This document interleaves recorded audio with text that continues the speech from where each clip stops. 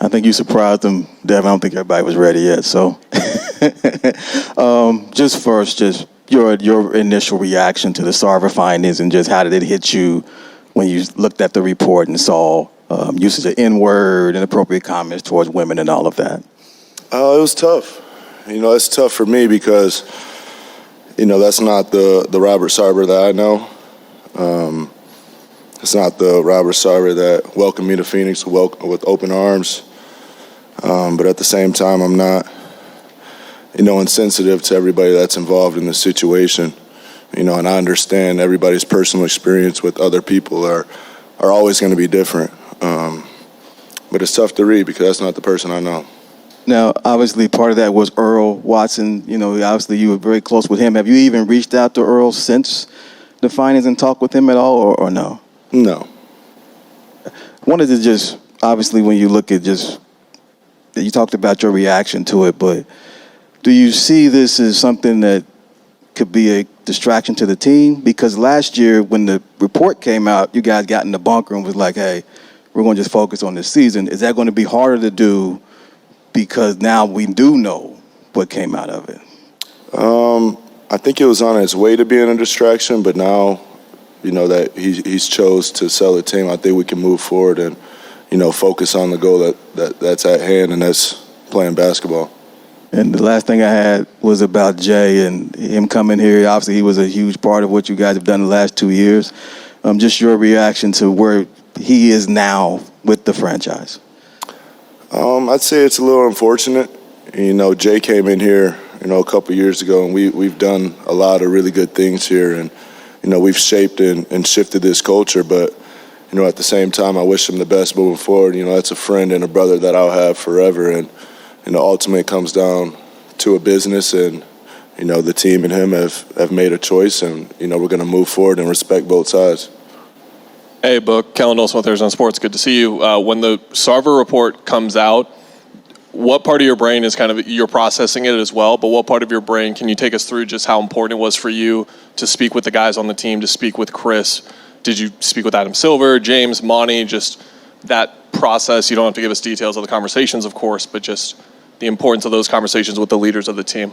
Yeah, more with the team, more with the guys that haven't been here, but, kind of how it opened up the press. Everybody's situation, everybody's experience is going to be different with a different person. So, there's only so much I can say, sitting from my seat.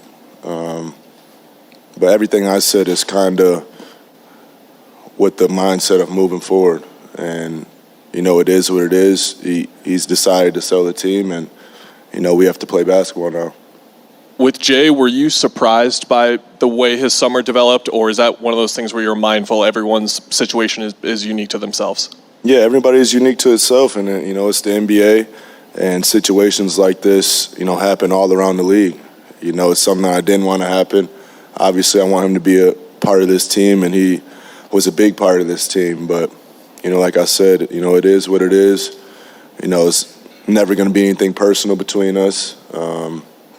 I respect both sides of the decision, and, we move forward. I wish him the best moving forward to wherever he goes. Hey, Book, good to see you. As someone who's been with this franchise since the early dog days, how sweet was that moment when you got that Supermax contract this summer and got to kind of cement yourself as the face of this franchise for the long term? Yeah, man, it's so exciting. Just this city, this franchise, this organization believing in me from the beginning, and, locking it in even more long term. Not only a commitment to the organization, but to this community that I've been a part of for so long, that I call home. It's really a blessing. My family's excited. I hope the city is too. And, we have some unfinished business around here, and, that's what we're going to work towards. Speaking of that unfinished business, it's been a big summer for you, the contract, the 2K cover, but obviously of what happened in Game 7, just kind of where is your head at mentally coming into this season? I'm moving forward. All those things, like you said, the praises, the falls, I take everything that comes with this, and, I think that's what makes this a beautiful sport. I think that's what makes it my story. I'm just going to keep working forward. Like I said, unfinished business. I'm going to be on the grind throughout my whole career, throughout my whole life. So, it feels like just a start for me. Hey, Book. Good to see you. As somebody probably amongst all the players, I assume you knew Sarver the longest, and not having the experience, the negative experience, when you read it, how startling and hurtful was it to you? What were your emotions when you read it? And then two, his use of the N-word, I don't know if you ever heard that, but what were your thoughts on that as well? And just in general on that?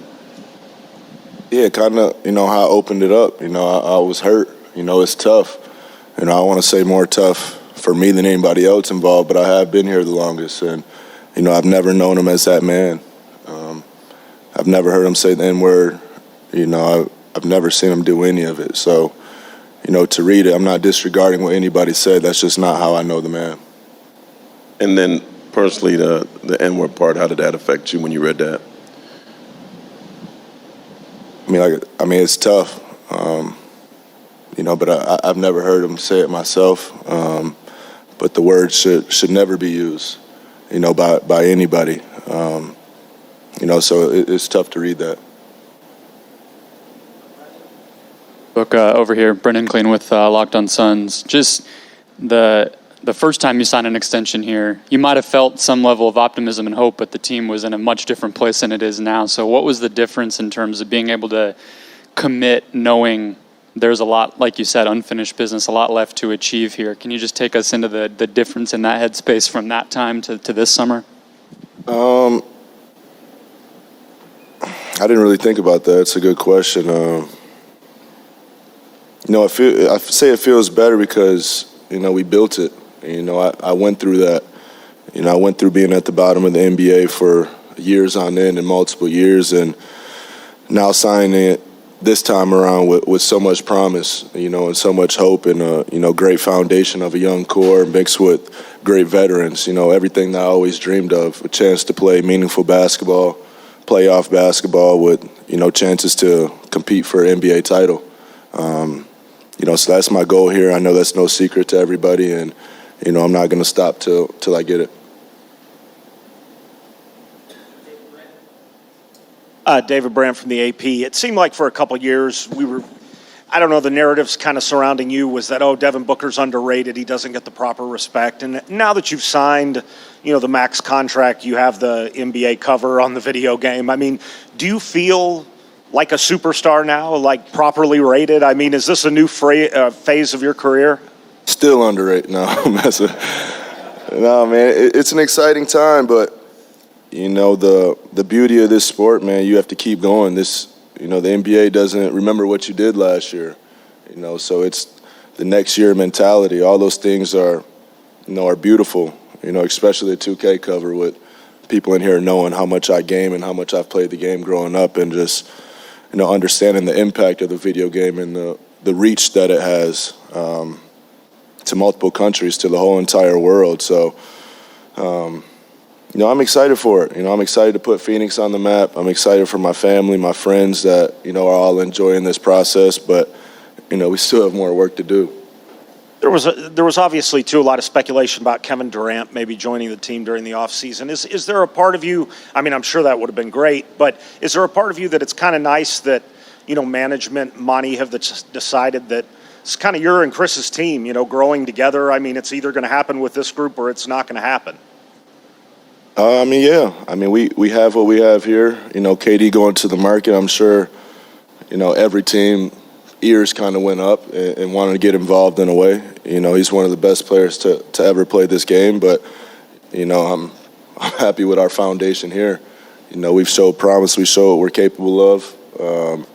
We have the chemistry, we have the experience and years together, and we've been through a lot of situations. So, I think that's the only way to build and get better is go through it together. And, we've knocked that rust off with the first couple of years together. Book, Nick King from Channel 3, Channel 5. You say moving forward from last year, just how much over the summer did Game 7, the way the season ended, pop into your head? How did you kind of process it all? Similar to the year before that when we lost in the finals, we fell short of our goal. And, that's to win the NBA championship. And, I think once you have a finals experience, that's all you want. So to fall short of that, not necessarily just a Game 7 or round 2 or whatever it was, we fell short of a championship, and that's what we want to get. So, it's tough. It's like everything in life. You fall short of your goal. It's frustrating, but, you get over it quick and understand harping on the past isn't going to do anything for you. And, it's time to get better, lace them up again, and get after it. Kent Summers, Arizona Republic. What kind of qualities would you like to see in the new owner? Personable. We'll see. I haven't really thought about that. I don't even know who the options are. I haven't talked to anybody, so we'll cross that bridge when we get there. But it's a personal relationship. Somebody that can relate to the players, talk to the players, and same thing with the front office. Just keep it all together. Dan Scott, Arizona Republic. You said years ago that you wanted to turn this franchise around when you first got here and when it was at the bottom, but now it's at the top, and you got guys like Kevin who said he wanted to come here. And so you feel vindicated after players and such as Draymond saying, we got to get my man out of Phoenix, and feel proud that you stayed the course? Yeah, I'm proud, man. Like I said, we've been at the bottom. I've seen that before. And all you want to do in this game is play meaningful basketball. It's tough when you're sitting last in the West and there's 30 games in the season left and you're wondering what's going on. So we have it here. We have the foundation. We have the tools. We have the coaching staff, the training staff, and I'm excited about, what's coming forward.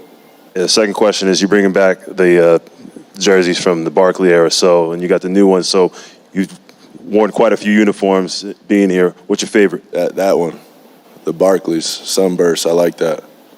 That's my favorite one. I'm excited about it with the old Nike logo on it. That was my favorite. Hi, Devin. This is Shayla with Threefold News. Question, who keeps you grounded as you've gotten this contract, as you've gotten more fame? Your personal life could sometimes be on the forefront more than your professional life, but who's around you that keeps you grounded, and how do you stay grounded?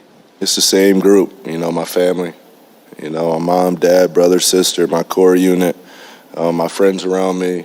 They all haven't changed, and, they're along this journey with me, so them all being here in Phoenix helps out a lot too, and I get to see them daily and, live the life that I lived when I was growing up in Michigan and growing up in Mississippi. So, it's a great feeling having a core unit that, sticks with you and keeps you humble like that. Greg Moore, Arizona Republic. Book, good to see you, man. I'm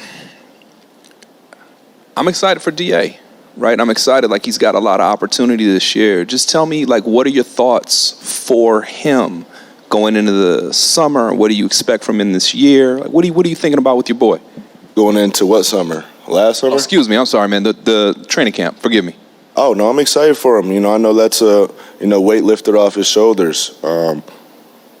Kind of back to the Jay situation, you understand that this isn't just basketball. It comes down to business at some points also. And, the only way you can learn and understand those situations if you're in them, and I think he learned a lot.